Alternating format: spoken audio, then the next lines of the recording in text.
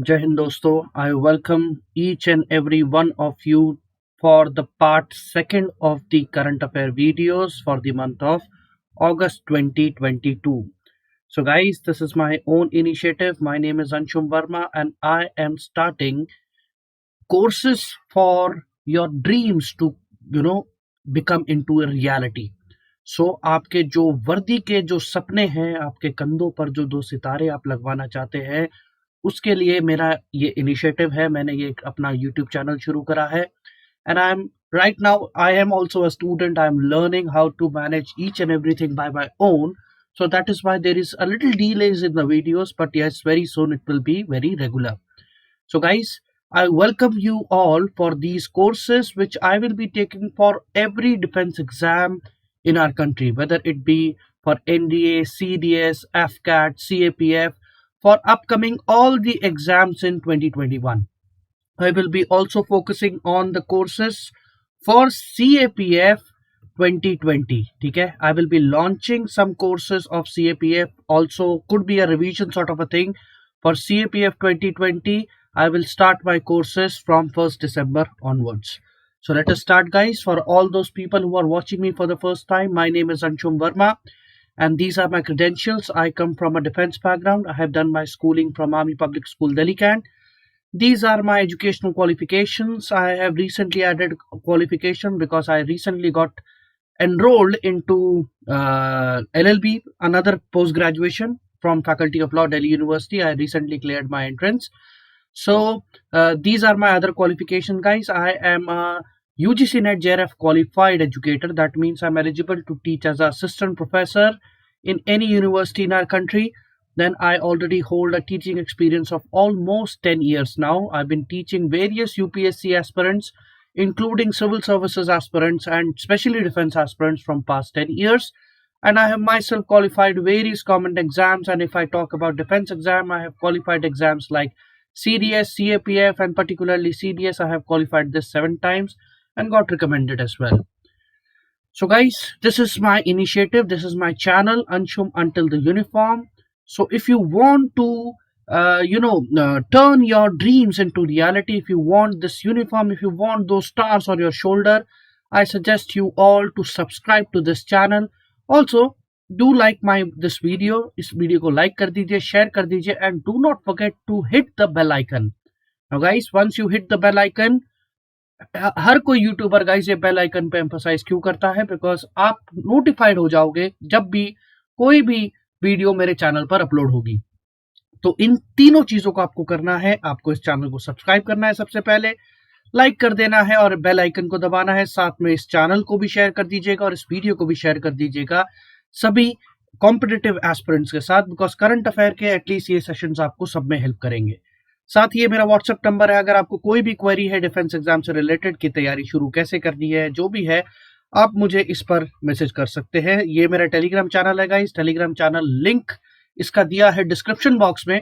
इस सेशन का पीडीएफ आपको एब्सोल्युटली फ्री मिल जाएगा. ये कुछ सेशन मैं थोड़े समय के लिए आपके लिए फ्री लेके आ रहा हूं. आपको अगस्त का करंट अफेयर एब्सोल्युटली फ्री मिलेगा, साथ में सितंबर का करंट अफेयर्स भी एब्सोल्युटली फ्री मिलने वाला है.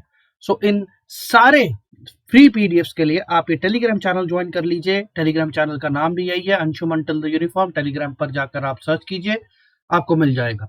ठीक है, ओके.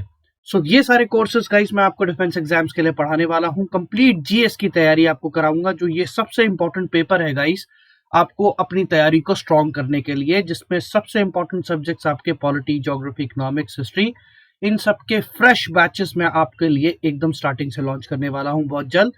साथ में guys current affairs with applied GS course for written and SSB. मेरा जो करंट अफेयर है उसको मैं डायरेक्टली जीएस के साथ लिंक करके पढ़ाता हूं और यूपीएससी भी ऐसे ही क्वेश्चंस को पूछना पसंद करती है. साथ में ये कोर्स आपको सीधा एसएसबी में भी हेल्प करेगा. मैं एक्सक्लूसिव एसएसबी के कोर्सेज भी आपके लिए लॉन्च करने वाला हूं. ठीक है, ये सारे मेरे कोर्सेज 2 सेपरेट बैचेस चलने वाले हैं. रिटन का एक अलग बैच चलेगा और एसएसबी का एक अलग बैच चलेगा, जहां पर एसएसबी की मैं कंप्लीट तैयारी आपको कराऊंगा, जिसमें मैं आपको सबसे पहले प्रोसीजर एट एसएसबी समझाऊंगा. इसकी आपको पूरा डिटेल में समझाऊंगा कि एसएसबी होता क्या है. साइकोलॉजिकल टेस्ट में आपका वैट, टैट, SRTs, इन सबको, SDs, इन सबको मैं पर्सनली असेस करके आपको आपकी कमियां बताऊंगा। पर्सनल लेवल पर मैं असेसमेंट दूंगा गाइज आपको। देन GTO का ऑलमोस्ट 90% हम जो GTO है वो हम ऑनलाइन कर सकते हैं। हाँ, हाउएवर जो हमें प्रैक्टिकलिटी है वो आखिरी का कुछ परसेंट बचता है जो कि आपको लाइव ही करना होगा, वो अभी फिलहाल पॉसिबल नहीं है because of this COVID time. But as soon as this COVID time gets over, I will also arrange that for you as well. Then guys, मैं आपको पर्सनलाइज मॉक इंटरव्यूज वगैरह भी दूंगा जिसमें ऑब्वियसली PIQ बेस्ड होता है ये सब कुछ। आपका PIQ जो आप भरते हैं वहां पर आपका साइकोलॉजिस्ट भी देखता है, GTO भी देखता है एंड इंटरव्यूइंग ऑफिसर भी देखता है। सो एक इसके लिए एक सेपरेट क्लास होने वाली है मेरे SSB कोर्स में। सो कंप्लीट SSB प्रिपरेशन हम करेंगे। So guys, what are the benefits, मैं क्विकली आपको अपने क्लासेस के बेनिफिट्स बता दूं। मैं एकदम जो भी कोर्स मैं शुरू करूंगा, जो भी सब्जेक्ट मैं आपके साथ शुरू करूंगा, चाहे वो रिटन का हो चाहे SSB का हो, फुल कंप्लीशन होगा। देन एक प्लान्ड मैनर में हम चलेंगे, स्ट्रक्चर्ड कोर्सेज की तरह, ऐसे ऑनलाइन प्लेटफॉर्म्स की तरह नहीं जो कि हैपाजार्ड कुछ भी पढ़ा रहे हैं, कोई भी आकर उस पर पढ़ा रहा है। देन गाइज आपको रेगुलर क्लासेस मिलेंगी या साथ में आपको स्टडी मटेरियल मिलेगा मेरी तरफ से। देन रिवीजन क्लासेस अगर आप मेरे साथ जुड़ते हो तो मैं उसके बाद जब भी आपका कोर्स खत्म हो जाता है उसके बाद जब आपका एग्जाम आएगा तो मैं रिवीजन क्लासेस दूंगा। देन रिकॉर्डेड सेशंस रहेंगे गाइस, स्पेशली आपको करंट अफेयर के सेशंस में रिकॉर्डेड दूंगा ताकि आपके पास कुछ अवेलेबिलिटी रहे, आप बाद में भी चीजों को समझ सकते हैं। Then personal evaluation specially for SSB and if you have any problem for written as well, यहाँ पर भी मैं आपको पर्सनल इवैल्यूएशन साथ में डाउट क्लियरिंग सेशन वगैरह भी दूंगा। देन लाइफ टाइम सपोर्ट, ऐसा नहीं है कि आपने एक बार मेरे साथ कोर्स कर लिया अब आपका जो है वो कोर्स कंप्लीट हो गया है बट उसके बाद मैं आपको जानता ही नहीं, ऐसा कुछ नहीं है। We will be working as a family, you can treat me as your elder brother, as a mentor, so you will be getting my support even after your exams or this session ends or a batch ends. Okay, then guys, all of you who are in touch with me, you know I have a unique way of explaining things, that is I have a very humorous way of explaining things that helps you to retain the things for a longer period of time. Okay, so these are the benefits of my course. So चलिए guys, फटाफट हम शुरू करते हैं current affairs. Right now we are doing for the month of August and this is the part second of the video। जिसने भी part 1 नहीं देखा है, नीचे दिया है पूरे प्लेलिस्ट का लिंक, आप उस लिंक को क्लिक कीजिए और पूरी प्लेलिस्ट को part 1, part 2, part 3 करके आप उसको देख सकते हैं। ठीक है, सो ये मेरा टेलीग्राम चैनल है, इसके मेरे वीडियोस के सभी लिंक्स आपको मेरे टेलीग्राम चैनल पर भी मिल जाएंगे, PDFs वगैरह भी सब आपको यहाँ पर अपलोड हो जाता है। और मेरे जो करंट अफेयर्स के कोर्स है गाइस, उसको मैं it is a one stop solution, मैं आपको सारे इंपॉर्टेंट न्यूज़पेपर्स को कवर करता हूं, चाहे उसमें हिंदू हो, इंडियन एक्सप्रेस हो, okay, Hindu, Indian Express, then online magazines, if I talk about online magazines, या उसमें अगर कुछ ऑनलाइन कंटेंट मुझे कहीं से इधर उधर से मिलता है जिसमें PIB, ठीक है, ऑल इंडिया रेडियो की कुछ डिबेट्स, इनमें से कुछ भी ऐसा कंटेंट जो मेरे को मिलता है, इन सब का एक समझ लो आपको समरी मैं यहाँ पर देता हूँ एंड टॉपिक वाइज पढ़ाता हूँ। कुछ भी हैपाजार्ड नहीं होगा, वन लाइनर क्वेश्चन नहीं कराऊंगा मैं बोगस एजुकेटर्स की तरह जो कि आके एक वन लाइनर क्वेश्चन करा देते हैं। जिन्होंने भी CDS पेपर अभी दिया होगा वो समझ जाना कि वन लाइनर क्वेश्चंस नहीं आते हैं जो आजकल आपको यूट्यूब पर फ्री वीडियोस के तौर पर कराया जा रहा है। ठीक है, do not waste your time in solving those I would say shitty questions because it won't help you. ठीक है, so what are topics that we have to cover? Polity and national issues. I have already covered part 1 of this. This is right now polity and national issues. इस video में भी हम polity and national issues करने वाले हैं and we are doing part 2 of this. Then the next video will be on international relation guys. ये video भी बहुत जल्द आ जाएगा क्योंकि इसकी PPT मैंने बना ली है, ज़्यादा टाइम नहीं लगेगा। उसके बाद हम डिफेंस करेंगे, science and tech, government schemes, environment and miscellaneous में आपके ये सारे टॉपिक्स आ जाते हैं जिसमें आपको sports, awards, appointments, art and culture, days and dates, reports, industries, books and authors, ये आते तो हैं। आप इनको इग्नोर बिल्कुल भी मत कीजिएगा गाइज क्योंकि FCAT में इस मिसलेनियस वीडियो से बहुत कुछ आपको मिलने वाला है। FCAT जैसे एग्जाम में, INET जैसे एग्जाम में, टेरिटोरियल आर्मी के जैसे एग्जाम में, NDA में, ठीक है, जितने मेरे NDA के साथी मुझे देख रहे हैं, आप इसको इस वीडियो को जरूर ढंग से पढ़ना क्योंकि इसमें आपके लिए बहुत सारे क्वेश्चंस मिलने वाले हैं। ठीक है। सो चलिए गाइस शुरू करते हैं पार्ट 2। मैं फिर से बोल रहा हूं, जिसने भी पार्ट 1 नहीं दिया है देखा है वो आप डिस्क्रिप्शन बॉक्स में जाकर पहले प्लेलिस्ट का स्टार्टिंग से देखो। ठीक है, एक सिंक बनाओ, चीजों का सिंक बनाओ। ठीक है। सो चलिए फर्स्ट टॉपिक आज का जो है वो है हमारे बहुत ही famous issue, that is Ayodhya's Ram Mandir. ठीक है। राम मंदिर अपने आप में बहुत न्यूज में था, आपको भी पता है। ये हमारे देश का एक बहुत बड़ा पॉलिटिकल इशू रहा है, रिलीजियस इशू है, बहुत सारे लोगों की भावनाओं से जुड़ा हुआ इशू है। हमारे देश के कण कण में राम बसते हैं, तो इससे रिलेटेड सारे करंट अफेयर में भी हमारे पेपरों में बसते हैं। हावेवर मैंने अगस्त का करंट अफेयर नहीं कराया था, बट गाइज यहाँ से क्वेश्चन आ गया, एक क्वेश्चन आया है, उस क्वेश्चन को हम बाद में डील करेंगे, बट हम इस टॉपिक की ओर बढ़ते हैं।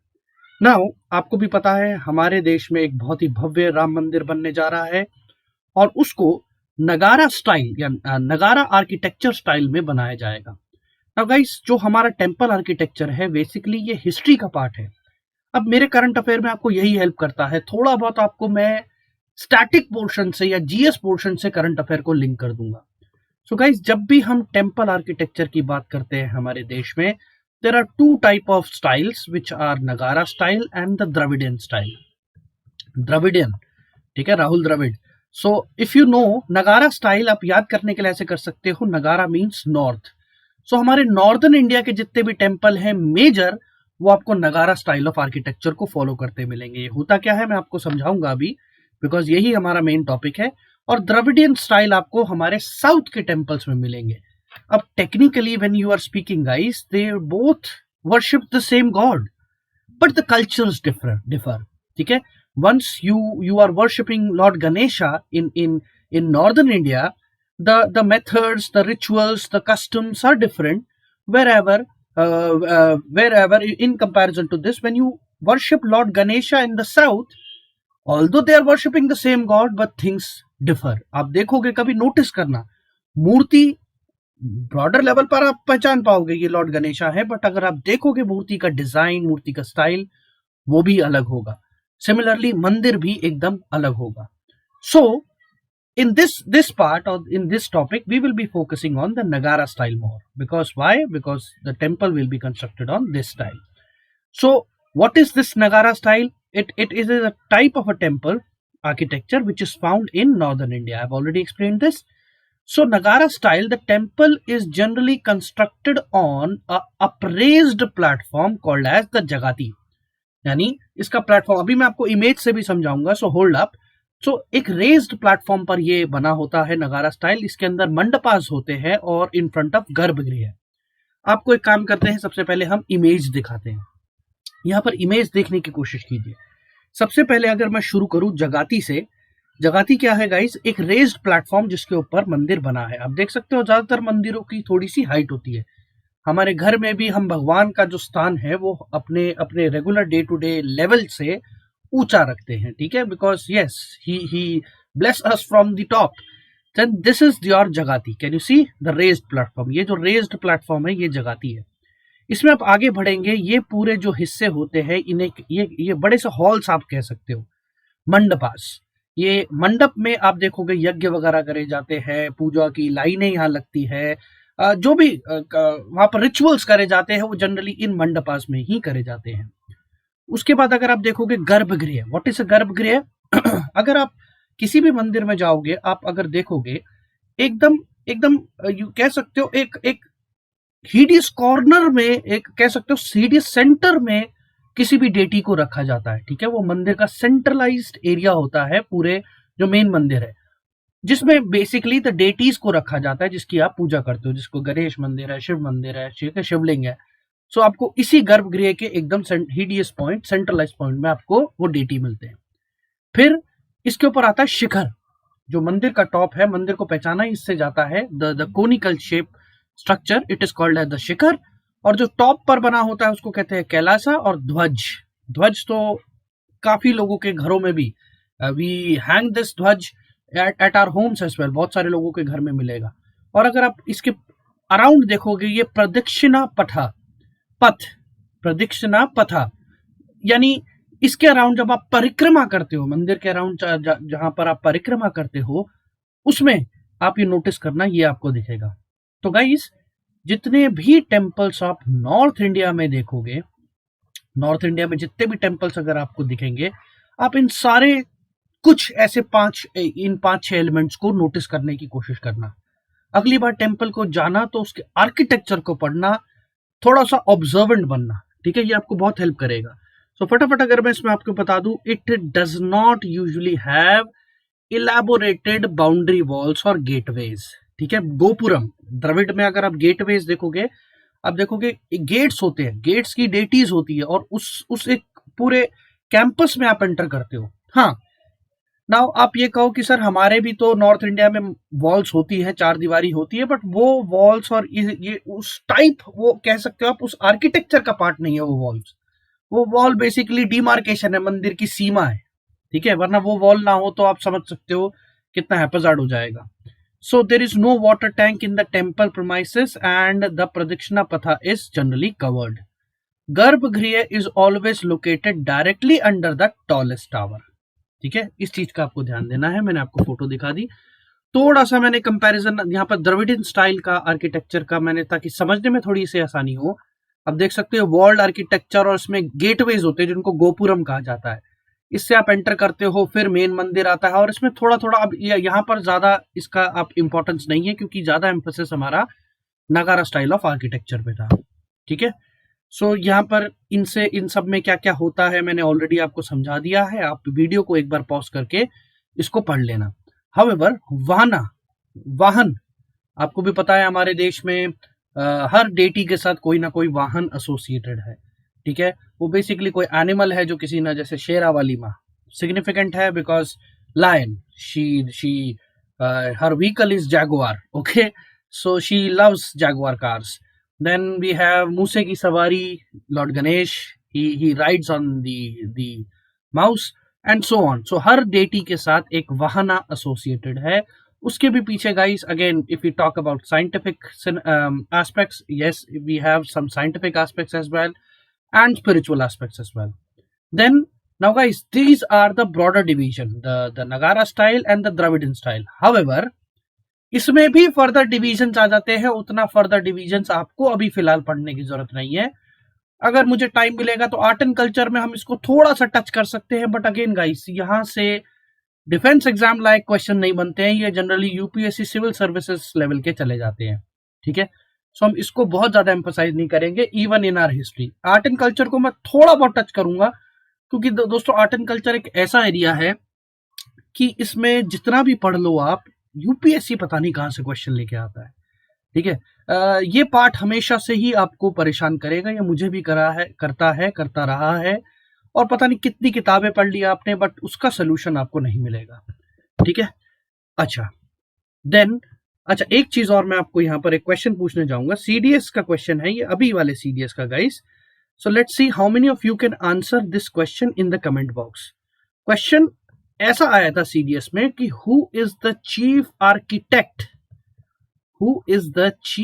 आर्किटेक्ट ऑफ राम मंदिर। राम मंदिर के चीफ आर्किटेक्ट कौन है? एक बहुत बड़ी पर्सनालिटी है वो, उनके जो पिताजी हैं वो भी एक बहुत बड़े पर्सनालिटी रह चुके हैं अगेन आर्किटेक्चर में, जिन्होंने द्वारका का सोमनाथ मंदिर डेवलप करा है, अक्षरधाम, हमारे दिल्ली वाला नहीं, there is a big Akshardham मंदिर in Gujarat, located in Gujarat. सो उस अक्षरधाम के भी जो डिजाइनर है वो इनके पिताजी हैं। सो अपने आप में बहुत ही बड़े दो नाम है ये हमारे देश में, they belong from Gujarat, this is a hint, ठीक है। इनके नाम आप मुझे कमेंट बॉक्स में जरूर बताएंगे और अपने नोट्स में भी ऐड करेंगे। साथ में एक और क्वेश्चन, जरा मुझे बताना, which is the highest, I would say the highest international award which is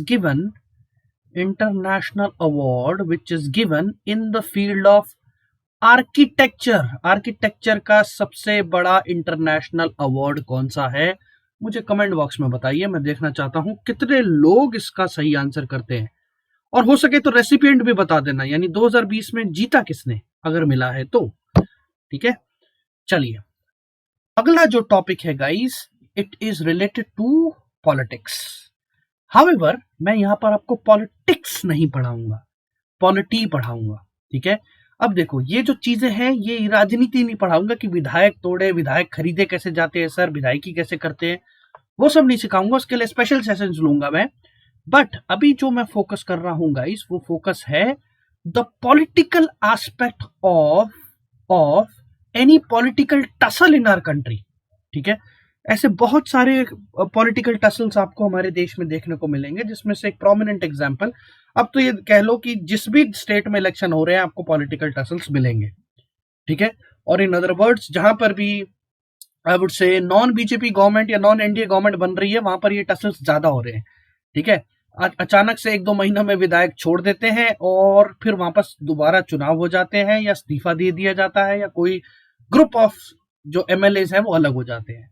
ये आपको एग्जाम्पल्स मिलेंगे, एमपी में बहुत हुआ, कर्नाटका में लास्ट ईयर बहुत हुआ था, राजस्थान का भी एक एग्जाम्पल है, गोवा का एग्जाम्पल है।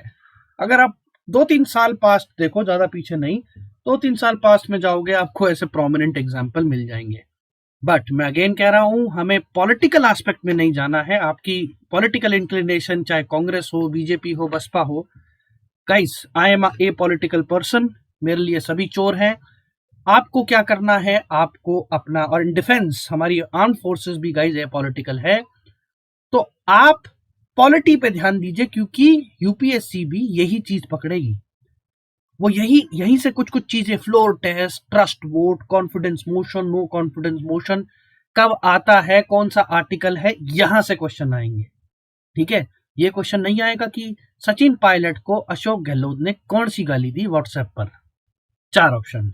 ठीक है, okay, so jokes apart, just hold on a second, let me have some water.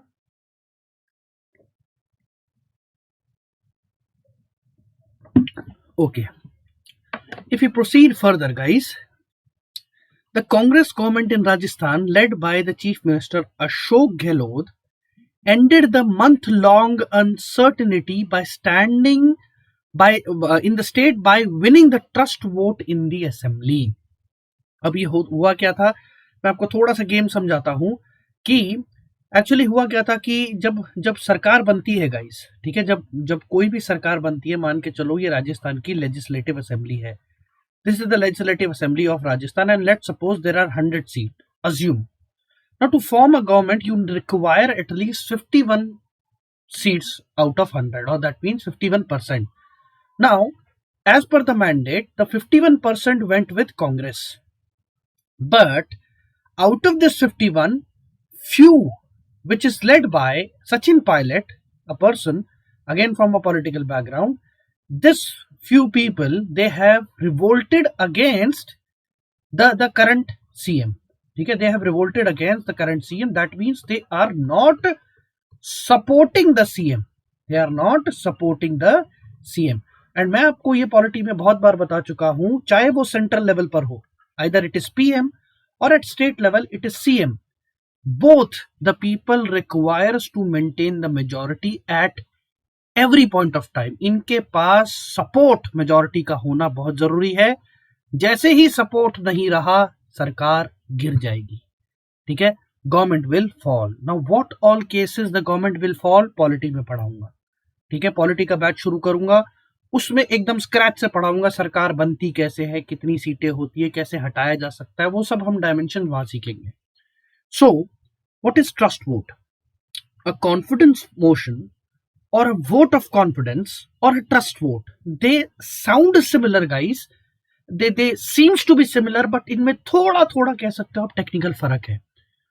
ठीक है, विश्वास पत्र या वोट ऑफ कॉन्फिडेंस, ये एक सा कह सकते हो, या ट्रस्ट वोट या फ्लोर टेस्ट, एक और नाम आपने सुना होगा इसका, फ्लोर टेस्ट। ठीक है, so it enables the elected representative to determine if the council of minister commands the confidence of the house or not.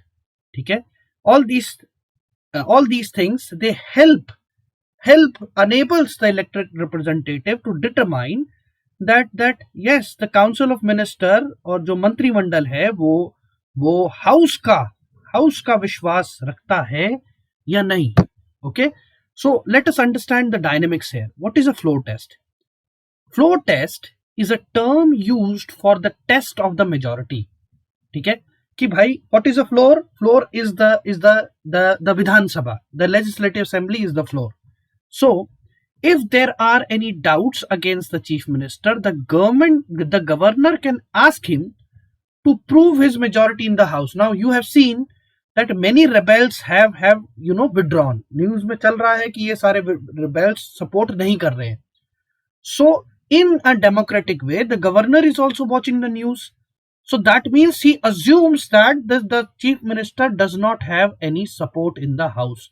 So he will ask the chief minister that you have to prove your majority. मुझे show करो क्या आपके पास majority है या नहीं. और ये कैसे होगा? फ्लोर टेस्ट करके. फ्लोर टेस्ट का मतलब वहां पर एक वोटिंग होगी पूरे लेजिस्लेटिव असेंबली में.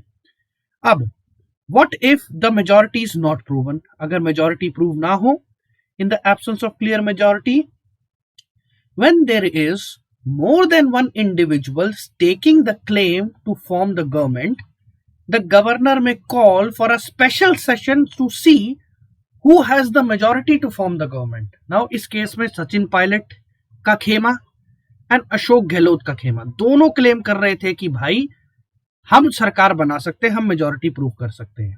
ठीक है. और जिसने भी ये मेजोरिटी प्रूव कर दी वो चीफ मिनिस्टर माना जाएगा. और इनके बीच में जो ये प्रॉब्लम है गाइज, आप कह सकते हो उसी टाइम से थी जब इलेक्शन हुए, एमएलए जीत के आए, कांग्रेस को जो था बहुमत मिला, मेजोरिटी मिली, और किसको फिर चीफ मिनिस्टर बनाया जाएगा, ये फिर सबसे पहले टसल शुरू हो जाता है.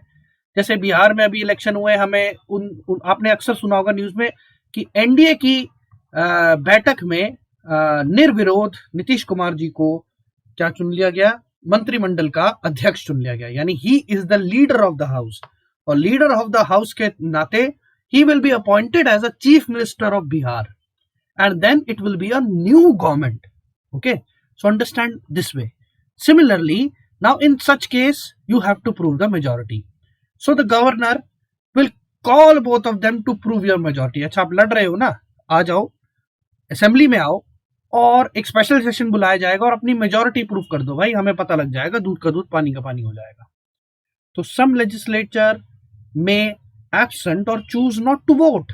ठीक है, कुछ एब्सेंट भी हो सकते हैं और कुछ वोट ना करें. अब जैसे सचिन पायलट का खेम, obviously they will not vote, but the numbers are then considered based on only those MLAs who were present to vote.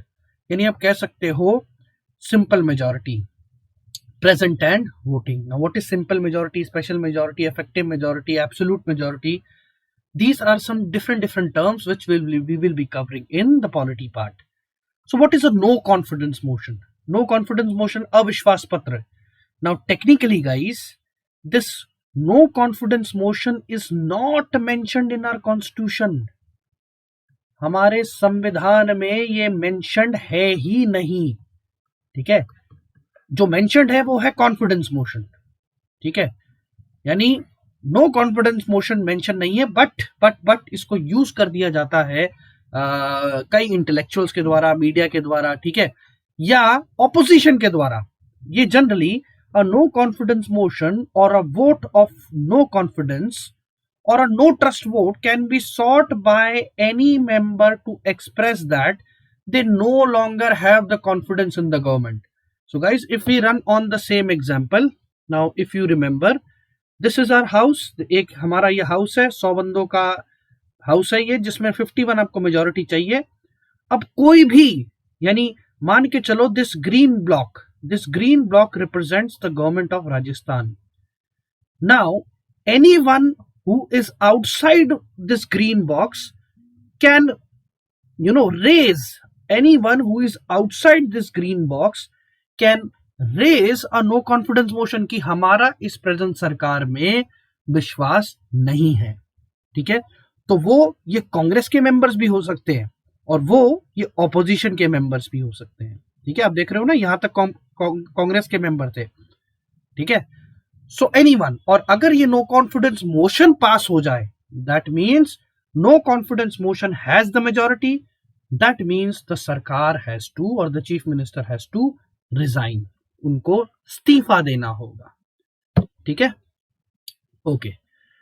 So I hope you understand this.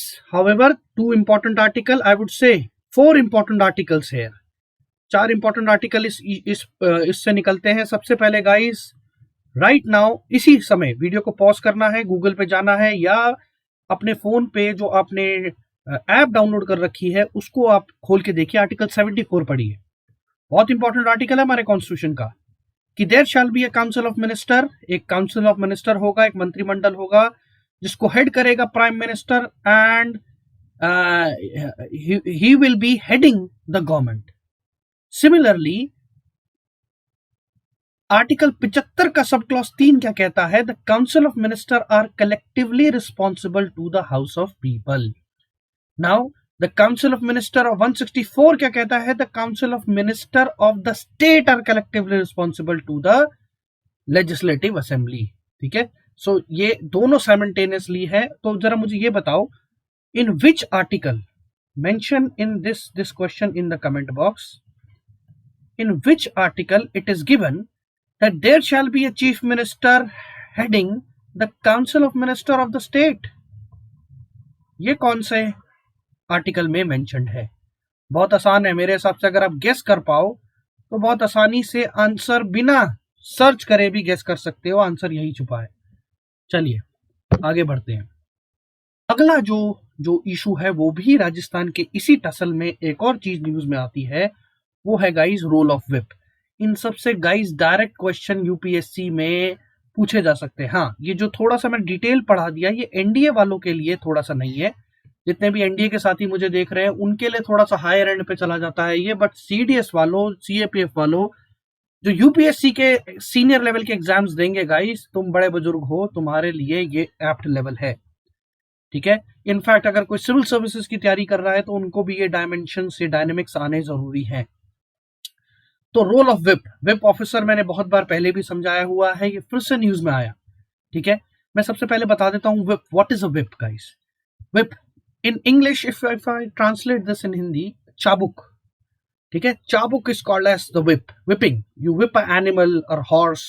ठीक है, you carry that whip. So a whip is an official of a political party who act as a party's enforcer inside the legislative assembly or the house of parliament। यानी किसी भी सदन में, whether it be the Vidhan Sabha,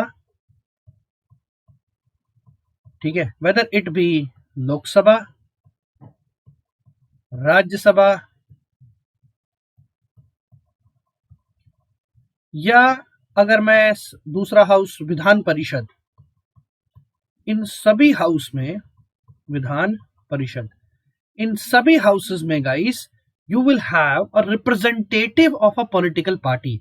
her political party का एक representative होगा जिसका काम क्या होगा कि वो ये मेक श्योर करेगा कि उसके पार्टी के मेंबर्स सारे उसकी पार्टी के गाइडलाइंस के अकॉर्डिंग चल रहे हैं, उसके पार्टी के मेंबर्स उसकी पार्टी के अकॉर्डिंग, यानी मान के चलो अगर कांग्रेस का विप है तो कांग्रेस के अकॉर्डिंग वोट कर रहे हैं बिल्स पर, नो कॉन्फिडेंस मोशंस वगैरह पर, रेजोल्यूशन पर, एक्सेट्रा एक्सेट्रा। और इनमें से अगर कुछ भी अगर वो अगेंस्ट द पार्टी कर रहे हैं तो ये विप ऑफिसर उस हाउस के प्रिसाइडिंग ऑफिसर को रिकमेंड कर सकता है कि उनको शेड्यूल 10 के अंडर, एंटी डिफेक्शन लॉ के अंडर डिस्क्वालीफाई कर दिया जाए, यानी उनको बाहर निकाल दिया जाए। बहुत इंपॉर्टेंट है गाइस, ध्यान देना। ठीक है, सो दे अपॉइंट अ सीनियर मेंबर, एक सीनियर मेंबर्स को, जो भी सदन में सीनियर मेंबर होता है उसको विप ऑफिसर असाइन कर दिया जाता है गाइस।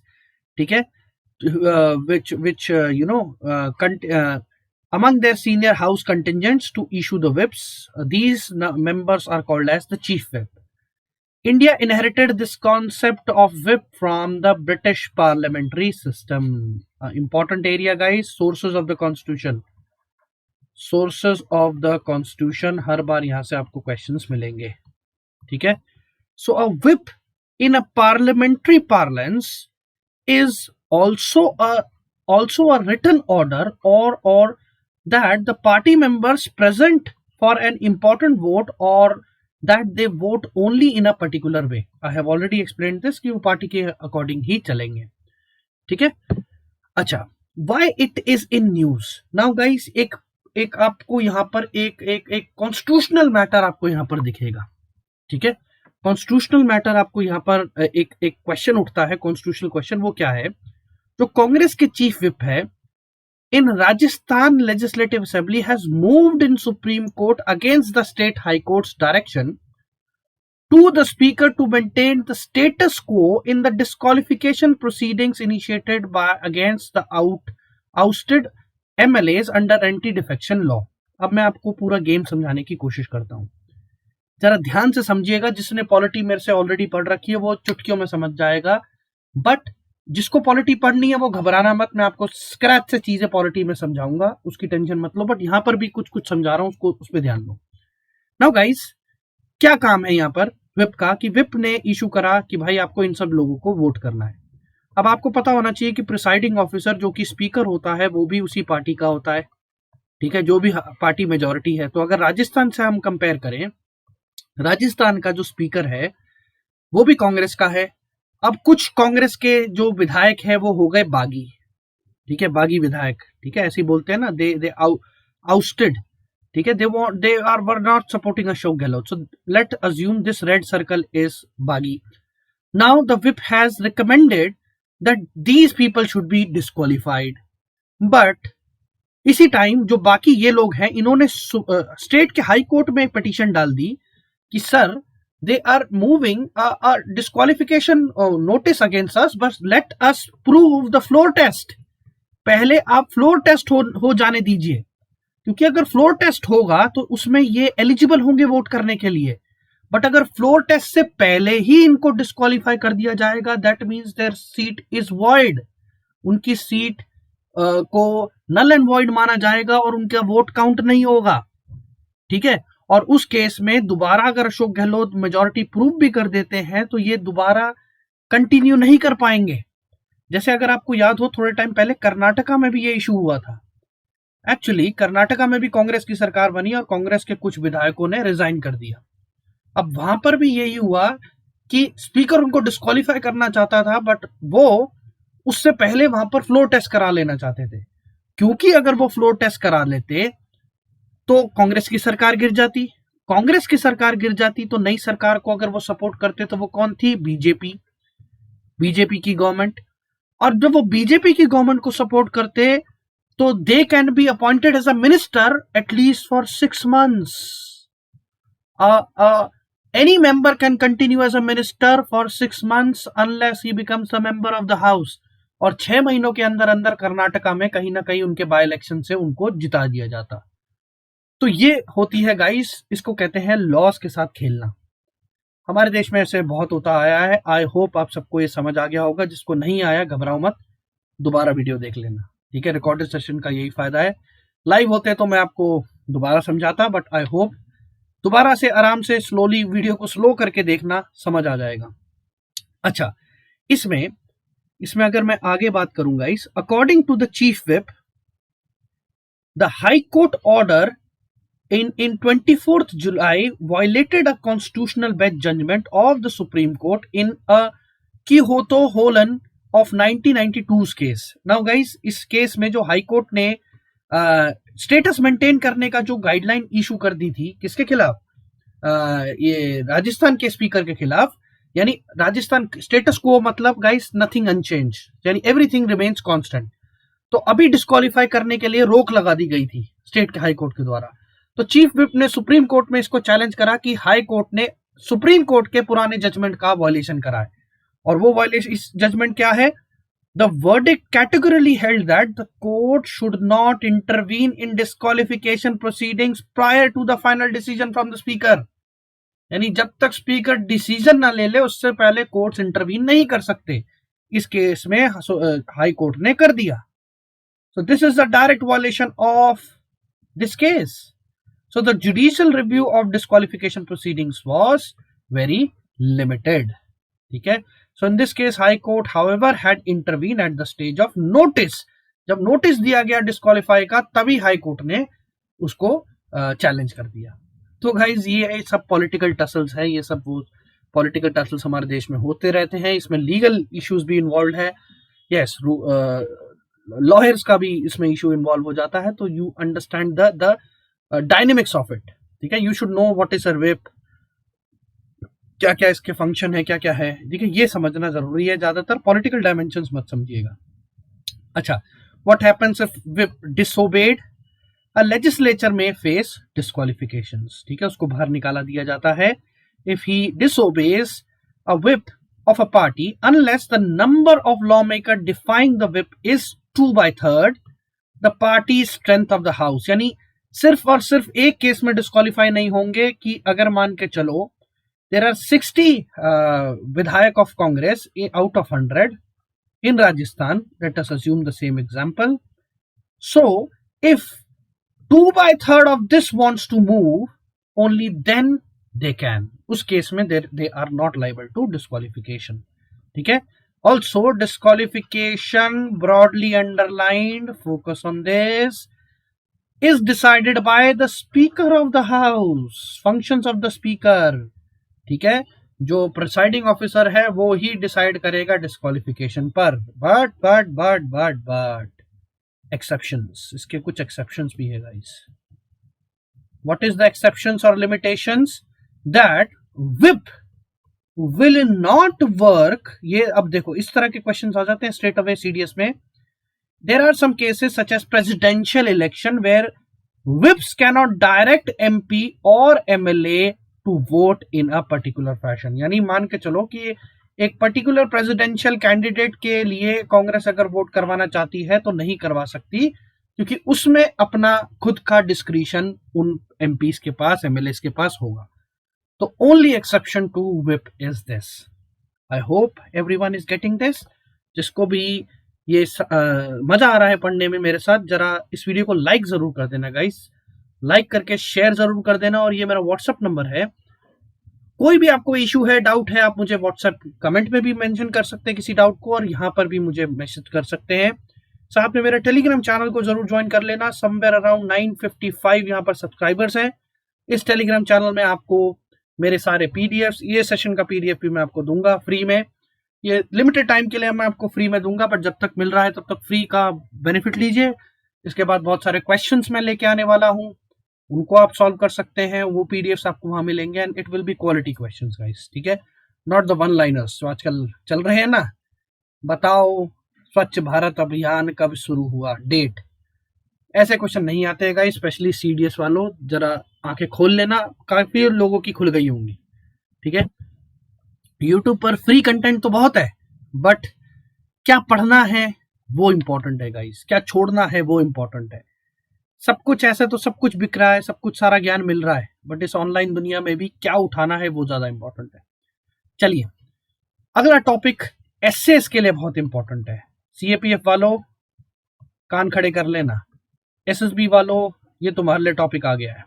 ठीक है, women empowerment and these things, in points को मेंशन आप बिल्कुल करेंगे। बहुत अच्छे से एक्सप्लेन्ड है यहाँ पर। Minimum age for marrying a woman, ये रिसेंटली चेंज करने का गवर्नमेंट ने फैसला लिया है। So prime minister has announced the centre will decide on the recommendations of a committee set up to reconsider the minimum age for marriage of a woman. तो सबसे पहले मुझे कमेंट बॉक्स में बताइए, what is the legal age of marriage, what is the legal age of marriage of main. हम लॉन्डो की age कितनी है और महिलाओं की, वुमेन की एज कितनी है। What are the legal age? The minimum age of marriage specially for women has been a contentious issue in our country, that what should be the legal age. So a very important committee was set up under the union ministry of women and child development. They set a committee under Jayalalitha, Jaya Jaitley, गलती से निकल गया, Jayalalitha, Jaya Jaitley. Now to examine on these matters, on the age of motherhood, that what is the right age when women should plan their babies। ठीक है, imperatives of lowering the maternal mortality rate, जो delivery के time पर जो महिलाएं मतलब they die because of various issues like lack of institutional deliveries, the lack of proper infrastructure or proper health, so to lower that ratio। ठीक है, what is the exact definition Also search, try to find out, revise in your mind, pause it.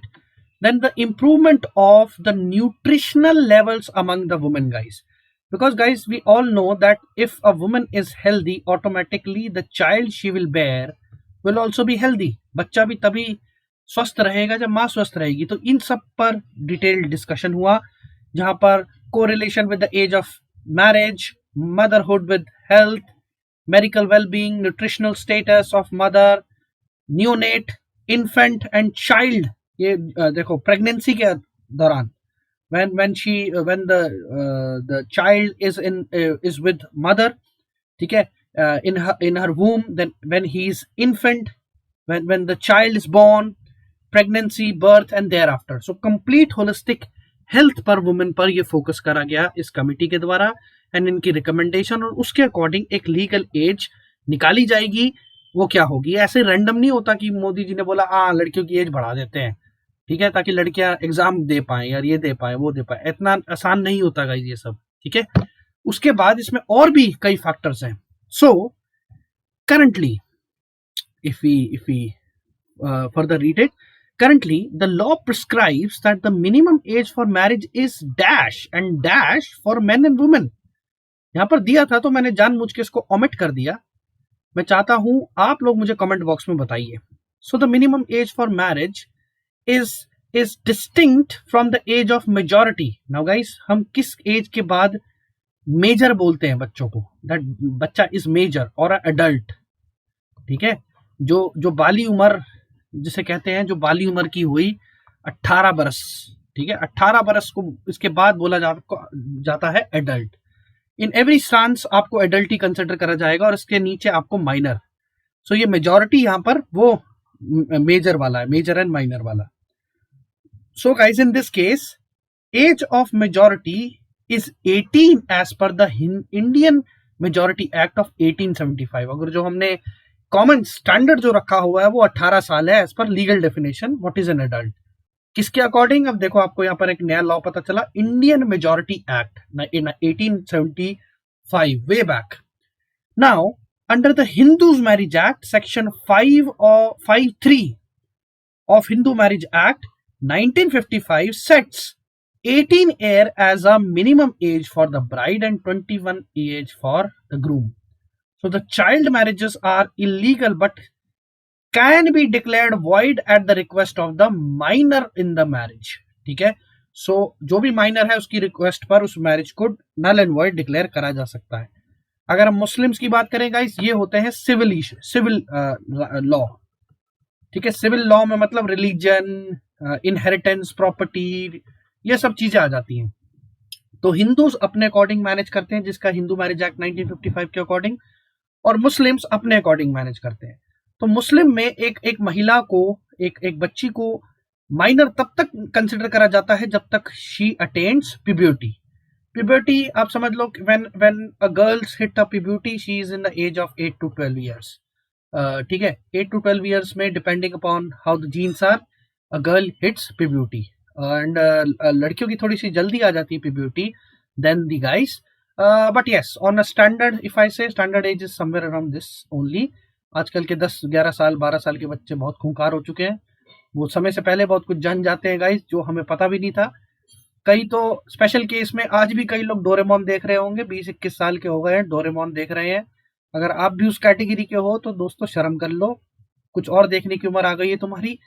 तो accordingly चलो और accordingly चीजों को देखो. So let us come back to the topic. Special marriage act 1954, the Prohibition of Child Marriage Act 2006, and also prescribes 18 and 21 years as the minimum age for the consent of marriage for women and men respectively. I hope अब तक बहुत सारे लोगों ने pause करके वो as निकाल ली होगी. यहाँ पर एज ऑलरेडी गिवन है, मैंने हर जगह से ओमिट नहीं करा था बिकॉज आई न्यू कि ऊपर मैंने ओमिट कर दिया था तो कई लोग जरूर देखेंगे, ठीक है. और जिसने देखा होगा वो एक ओबीडियंट स्टूडेंट है, so that's very good. You can tap on your back. This is my you can say my appreciation for you all. Then why this law has been relooked. Now let's come talk about the social issue. What is the social issue behind this? So from bringing the gender neutrality to reduce the risk of the early pregnancy among the women, there are many arguments in favor of increasing the minimum age for marriage of a woman. What are the favoring argument here? Now, early pregnancy is associated with the increased child mortality rate and affects the health of the mother. Now, guys, when in case of a woman is married quite early, so in that case, she will bear a child quite early. Okay? In that case, she is prone to deteriorate her health as well as the health of the kid. ठीक है, इन सब चीजों की वजह से guys हमारे देश में बहुत सारी ऐसी प्रॉब्लम है जो माल नरिशमेंट होती है बच्चों की. ठीक है, माल नरिशमेंट इंडिया में आपको वर्ल्ड के सबसे ज्यादा माल नरिश बच्चे दिखेंगे गाइस. ठीक है, इसमें दो बड़ी प्रॉब्लम आ जाती है, child stunting and child wasting. These are the part of these two things. So despite the laws mandating minimum age and the criminalizing of sexual intercourse with a minor, child marriages are very prevalent in our country. Despite these facts, बहुत सारे लोगों की child marriages हो जाती हैं. ठीक है, हमारे देश में बहुत प्रोमिनेंट एग्जांपल्स हैं. राजस्थान मेरे सबसे मोस्ट हिट स्टेट है, यहाँ पर चाइल्ड मैरिजेस काफ़ी होती हैं. देन आप देखोगे हरियाणा में आपको केसेस मिलेंगे इन सबके, यूपी में, एमपी में. Most of them are in north India. Why? Because guys in these terms हमें नॉर्थ इंडियंस को थोड़ा सा आई वुड से इस चीज में सोचना पड़ेगा कि साउथ इंडिया और उसमें एजुकेशन की वजह से, नॉर्थ ईस्ट इंडिया में एजुकेशन की वजह से काफी सारी चीजें अलग हैं.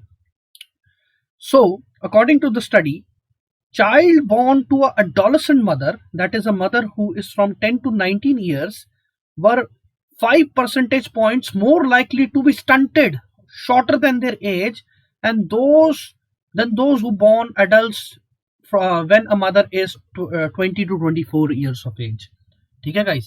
So everything has a right age. बड़े बुजुर्गों ने कहा है ना, हर चीज की guys एक सही एज है. बट हम इस वेस्टर्नाइज कल्चर के, अब देखो बहुत ज्यादा, specially girls guys, those girls who are they are of thought that हाँ 35 साल तक में शादी करेंगे. Even the guys are of this opinion these days. So guys, do remember this, that your next progeny will be weak biologically. Again, you can there are many researches to prove this. I'm not saying that every woman will be facing the same issues, but yes, it depends upon the genetics and many other things. I'm not a science student, so I cannot help you on that. So let us proceed. So I hope this is what this topic is. Last topic for today's class is Swachh Sarvekshan. As we know that this is a very important report guys, very very very very very important. ठीक है, ये हर साल index आता है, इससे questions हर साल आते हैं. फैक्चुअल क्वेश्चन तो खूब मिलेंगे आपको इस टॉपिक से. सबसे पहले स्वच्छ भारत सर्वेक्षण 2020 अवार्ड्स अभी रिसेंटली अनाउंस कर दिए गए हैं, जिसके अंदर सबसे पहले ये करवाता कौन है? ये करवाता है ministry of housing and urban affairs. Please remember this important fact. Ministry of housing and urban affairs बहुत एग्जाम से पूछा हुआ है. स्वच्छ सर्वेक्षण कौन से ईयर में शुरू हुआ?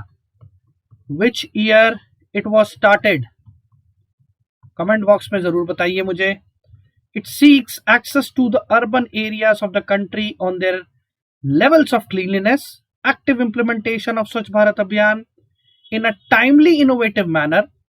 Swachh Sarvekshan 2020 is the 5th edition covered in 4,242 cities, 62 cantonments, 92 Ganga towns. No need to remember this. ठीक है, हम सबको पता है ये एक्टिव क्लीनलीनेस और इन सब में काम करता है. फोकस एरियाज यहाँ पर दिए हैं, आप एक बार इसको पॉज करके इन सब चीजों को पढ़ लेना. हाँ, ऑल दो CAPF SA people, do learn these and link these points. This will help you to frame an essay. Okay, this will help you to frame an essay. Okay, so do try to learn these points. Next, Swachh Sarvekshan. Now this slide is the most important one here. Indore emerged as the cleanest city, Indian city, 4th time in a row, followed by the Surat. Now this Indore is the cleanest city in our country. The cleanest capital, City, obviously, New Delhi, that is the Union Territory of New Delhi and NDMC. सबसे साफ है हमारी दिल्ली, नीचे नीचे से साफ है, air तो बहुत polluted है. The cleanest state, more than 100 city is Chhattisgarh. The cleanest state with less than 100 city is Jharkhand. The cleanest Ganga town, Varanasi. And the cleanest mega city of more than 40 lakh population is Ahmedabad. I would say you focus on this thing, ठीक है, Indian city, cleanest capital, cleanest Ganga town, इस पे focus कर लेना. आजकल ये देखो, इन पे तो फोकस कर ही लेना गाइस, क्योंकि गवर्नमेंट का डेटा है और बहुत प्रिसाइज डेटा है. ठीक है, इन सब पे फोकस कर लेना. एक चीज और, सबसे गंदा सिटी कौन सी है, which is the dirtiest city, dirtiest city in this survey, जरा मुझे कमेंट बॉक्स में बताना. टू बी ऑनेस्ट मुझे भी नहीं पता. सो लेट्स सी कितने लोग मुझे इस चीज का आंसर देते हैं. ठीक है, so this is all for today's session guys. I hope you enjoyed it. मजा आया तो लाइक जरूर करना. मेरे पढ़ाने के तरीके को पसंद करते हो तो शेयर जरूर कर देना. Time now for the daily motivation. आज का मोटिवेशन आपके लिए क्या है? The future belongs to those who prepare for it. ठीक है, जो आने वाला कल है गाइस, वो उन्हीं के लिए अच्छा होगा जो उसकी तैयारी आज से करें. ठीक है, सो मेरा हर सेशन गाइस ऐसे ही मोटिवेटिंग फैक्ट के साथ एंड होता है. So keep working hard. Join this Telegram channel, link is given in the description box. Also playlist जिसने पूरी नहीं देखी है, उस प्लेलिस्ट का भी लिंक डिस्क्रिप्शन बॉक्स में दिया है, उसको भी आप फॉलो कर सकते हो. देन इस चैनल को गाइस सब्सक्राइब कर दीजिए. हर यूट्यूब के यही ख्वाब है कि उसके सब्सक्राइबर्स बढ़ जाएं, ताकि उसकी वीडियो बहुत दूर तक पहुंचे. मैं भी बहुत अभी स्टार्टर हूँ, दूसरी तीसरी वीडियोस लेके आया हूँ, तो थोड़ा सा सपोर्ट जरूर कीजिए, लाइक कीजिए, बेल आइकन को दबा दीजिए, सारी नोटिफिकेशंस मिल जाएंगी. व्हाट्सएप नंबर, कोई भी क्वेरी हो, मैसेज भी फील फ्री. एंड ये मेरा टेलीग्राम चैनल है, इसको ज्वाइन कर लेना. इसका लिंक भी डिस्क्रिप्शन बॉक्स में दिया है. सो दोस्तों, आज के लिए सिर्फ इतना ही. मिलते हैं आपसे अगली वीडियो में. तब तक के लिए जय हिंद, जय भारत. मेहनत करते रहिए, सपने जरूर सच होंगे. Take care everyone.